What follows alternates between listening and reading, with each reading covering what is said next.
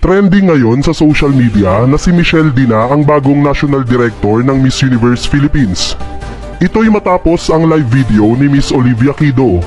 Nahuli kasi sa kamera ang usapan nila ni Michelle kasama sina Jonas Gafud at Voltaire Tayag.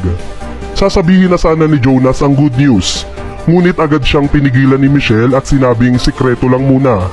Ngunit ibinulong niya rin ito kay Miss O. Siya ang bagong the new... Makikita sa reaksyon ni Miss O na gulat ito sa ibinulong sa kanya ni Michelle at sinabing abangan daw natin kung ano ang good news na ito. Suspecha ng marami, nabili na ng pamilya ni Michelle ang franchise ng Miss Universe Philippines at siya na ang bagong National Director.